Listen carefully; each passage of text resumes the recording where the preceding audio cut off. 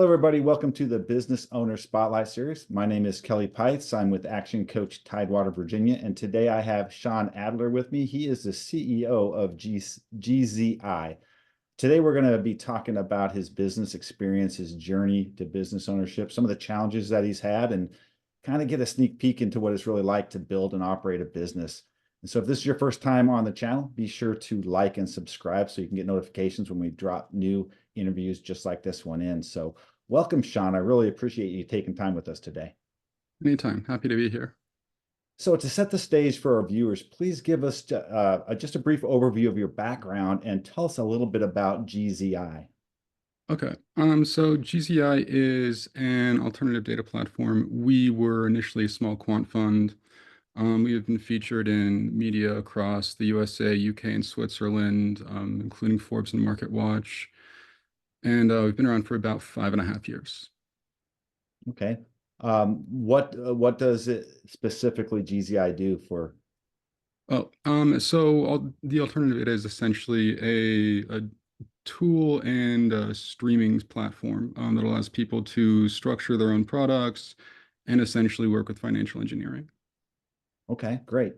What's your current ownership structure look like? I mean, are you a sole proprietor, a LLC, S Corp, C Corp?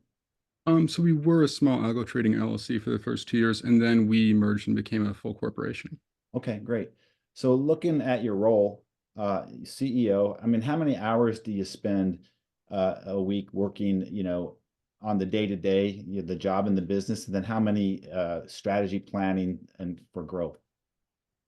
Um, I would probably say I spend maybe about 20% on or less on strategy planning and growth at this point. Okay, Eventually, the strategy planning and growth, it sort of gets integrated into everything else, and you sort of learn how to flow with it. okay. So let's move into what makes your business different and special. So primarily, who does your business serve? I mean, if I was in the audience, how would I know I'd be a good fit for your product or service? So we work with a lot of institutions, and so like a while ago, like we had a full stack of NDAs from investment banks, and so we work primarily with that. A lot of them are either doing advisory or they are managing their own funds, and most of them are on the smaller side. And so a lot of the people we're working with, may have 25 or so employees or less, but they're still running something. So is this people that do financial planning, do securities for people, do investments for people? Is that the type of people that use your product? Um, so I think some of them. Not so much like investment advisory. I think it's more on the investment management side. And so they may have, in-house capital, they may be managing external funds. Okay, But it's usually not, the sort of thing where they're consulting people through their retirement plans. gotcha. So GZI, I mean, I looked through your website, and so correct me if I'm wrong. It takes a bunch of things. It's a bunch of data from financial, technology, scientific, kind of uses AI to help educate and get investors to be able to invest better. Is that kind of what it does? Yeah, I mean, basically. And so the entire field of AI it's essentially about optimization. And so it really revolves around, increasing model accuracy, speed, and efficiency. And so we sort of combine a number of data streams to do that. And we recently launched our own API as well. Okay. So can somebody that's just, let's just say like me, just somebody that invests on their own, can they utilize this to manage or to manage their portfolio? Um, the platform and the app itself may be somewhat helpful. I don't think that the API is going to be used by somebody who doesn't work with some kind of computer programming in the investment space. Hmm. Um, that being said, I think there's also a pretty large focus on the international sector. And so if you trade primarily in the USA, it'll be helpful. But there's a lot for global investing as well. And so 4 continents, 16 countries at this point. And it kind of depends on what you're trading, but it can be helpful for people doing in the USA. Okay. So what makes GZI unique? I mean, why do your clients or customers choose you? So people were inspired by our story of getting started during the pandemic in 2020, and it sort of became like a cult classic in the media. And so a lot of outlets sort of enjoy featuring us for that. We were also being sold for $13 million by Transworld, which is the largest business brokerage in the world. And the potential acquiring company was actually a boutique investment bank. And so number of reasons. I probably spent too much time in due diligence and not enough on, sales and user-facing roles, but that's kind of the gist of it. Mhm. The returns were competitive initially before we sort of built everything out into like a full app with copyrights and everything else. Okay. So do you have many competitors? I mean, other people have similar stuff? Oh yeah. I mean, everybody has competitors. Hmm. So how do you compare with your competitors? So I think that one of the things you sort of learn is that the competitors aren't necessarily, like the enemy. And so, you know, every competitor has their own target market, and there are also ways to work with them. And so, once a company is a lot larger, you can do all sorts of things. You can do licensing, you can do M&A, and everything else, and things can be transferred back and forth between you and competitors. And it's not so much a you versus me relationship. And I think that happens at a later stage when legal negotiations become more prominent. Hmm. But in general, one of the things we used to talk about is that, like we essentially did all of this with back testing and live trading. And so, people joke a lot about, show me a back test that doesn't look good. Because a lot of these models are simulated, but it might not be grounded in reality. And that's one of the dangers about financial AI specifically. And so that's one of the things that differentiates ourselves. Aside from that, I think that we've discussed a couple of other things in a more nuanced manner in a few press releases. And so, in terms of, corporate relationships, there are a couple of articles in Forbes about how we've structured those. And then in terms of quant finance, we've released a couple of things with Nalu Finance that really discuss the details of that. So I'd recommend listening to that podcast as well. Okay. Well, so this kind of leads me to marketing, which is something, is vital to every business, obviously, and it's a lot of times businesses struggle a little bit with marketing. So I'm kind of curious what businesses are doing. So, what percentage of your sales typically is invested back into your marketing budget? Oh, I mean, only I would say about maybe 10% max. And so the reason is that there are a number of ways to do marketing more efficiently. And so when it comes down to it, it's really sort of treating marketing like an options trade, and so like you go on a podcast, thousands of people might listen. You write an article, at least a few hundred are going to check it out. And so you sort of learn to design and tailor content across outlets, and then you work with all of these outlets in a way that's good for their business as well. So you create some sort of symbiotic growth. And I think that when you learn how to be good for other companies that are sort of broadcasting or publishing, it helps you grow your company as well. And well, there is some pay for play media. I think that it's not always as helpful for sort of gauging who actually is really interested in your product. And it's easy to just sort of burn a lot of money, appearing on a large outlet, which it can be counterproductive, but not always. Yeah. And so, aside from that, we'll run ads periodically, but a lot of it is more, press releases at this point. Okay. So it sounds like really using leverage, using those things that you can leverage or do it once and get it out to the right people. Yeah, and the beautiful thing about that is that you release an article, you do a podcast, you appear somewhere, and the content sort of sits and it floats for eternity. Yeah, absolutely. So how many different marketing strategies do you use? So I would honestly say if you count various types of press releases, all of which are slightly different, and then sort of more direct outreach in addition to the algorithmic side, like targeted ads and essentially automating models. I'd say probably about three. And so there's a decent amount of automation on social media, search engine optimization like Google, et cetera. which we do a little bit less of. And then there's a lot more on the direct side. So podcasts, media outlets, grouped out all into one category.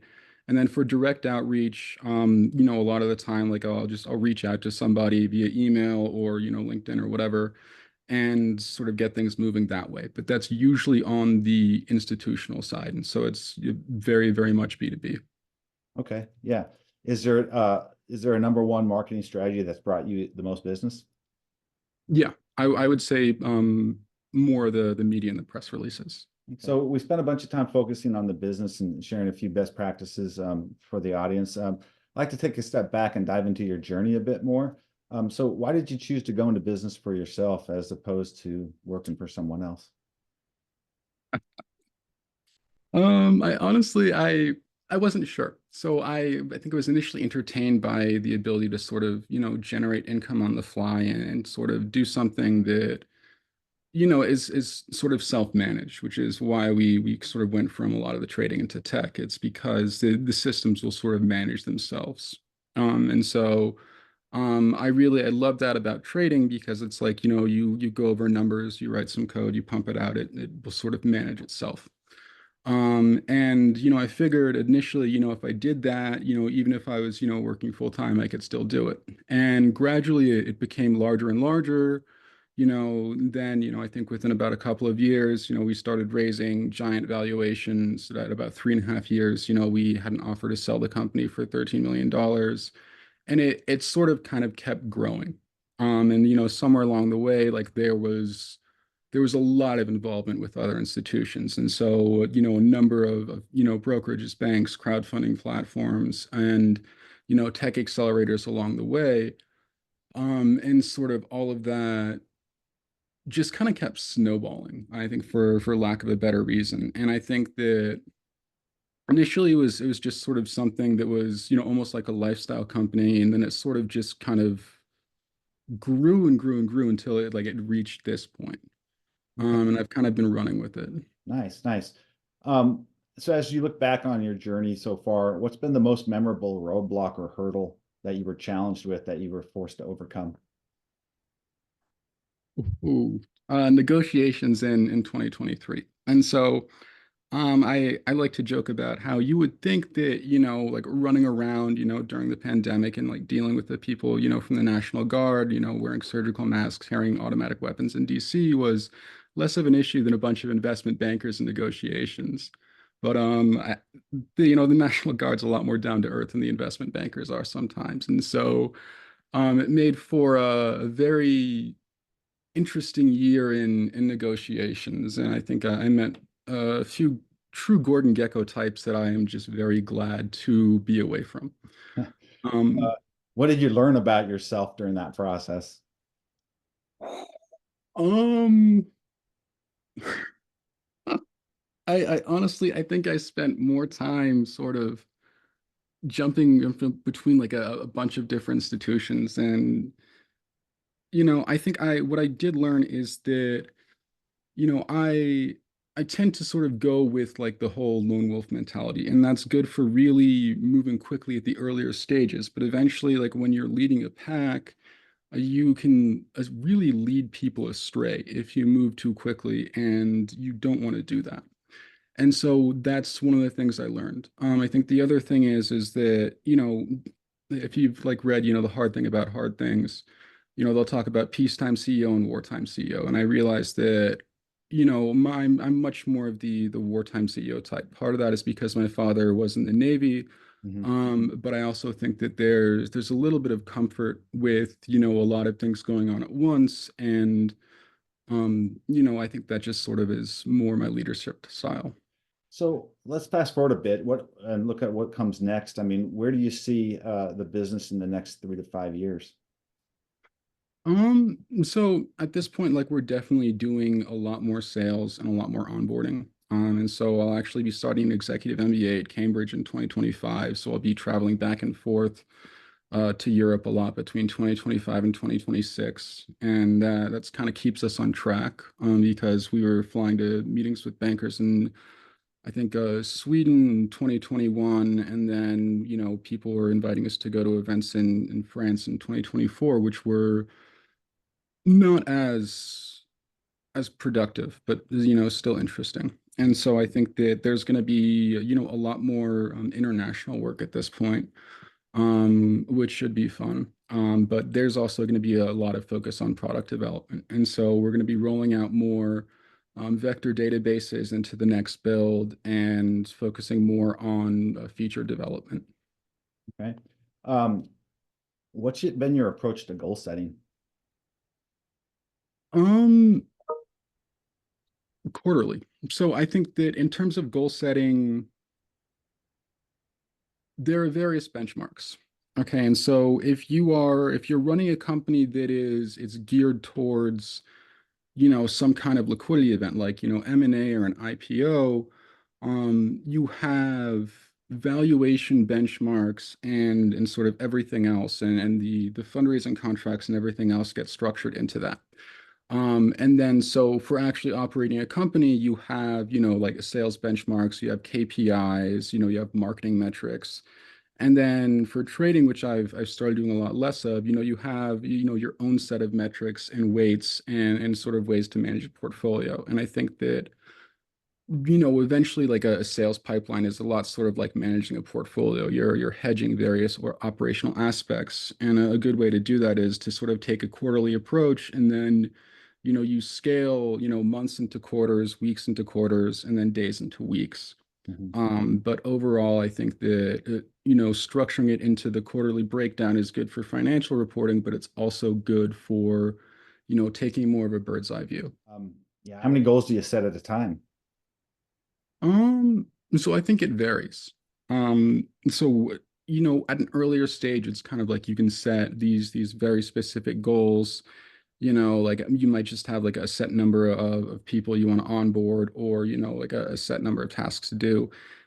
At this point, I think it usually depends on like a larger objective. And so, I might go for a few large objectives and in any given quarter, and then I'll sort of scale those into a number of smaller things. And so I think at this point, I might focus on three or so, relatively large things. It might be closing a financing, it might be, growing sales, but within that, there's outreach for each. There are, sort of hit ratios for the outreach. And then, there's also, product, milestones and development milestones and timelines that get structured into it as well.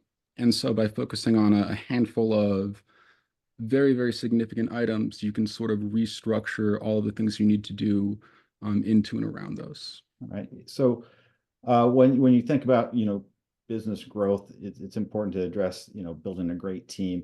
What's been your approach to hiring and retaining team members? So I've grown to appreciate more of a lean approach. And so at the earlier stages, I used to onboard, like a ton of advisors, and I'd bring on a lot more, employees. And gradually, I think that I started dealing a lot more with like the contract side and then a lot of B2B partnerships. And so it's one of the ways I started growing more quickly is that we essentially like give the company to another company, and then like you are working with their people, their infrastructure, their marketing. And so it's like you have a larger institution that it's doing a lot of like the marketing and the sales and everything else for you, instead of like a different team. And there are costs and benefits to that, but I think that ultimately doing so has had allowed us to move more quickly, and also it eliminates some of the political tension that can happen between board members and advisors, and I think advisors, investors, and acquiring companies, because what happens is that when there's an entire herd, it gets somewhat difficult, and you may run up with people who are wolves in wolves clothing, and it's hard to tell.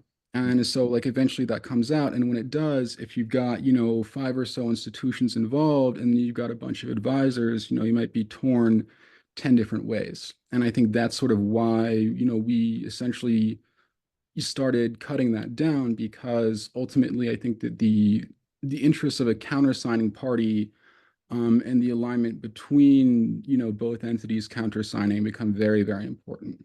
And that is something I started focusing a lot more on. How important is having a great culture for you?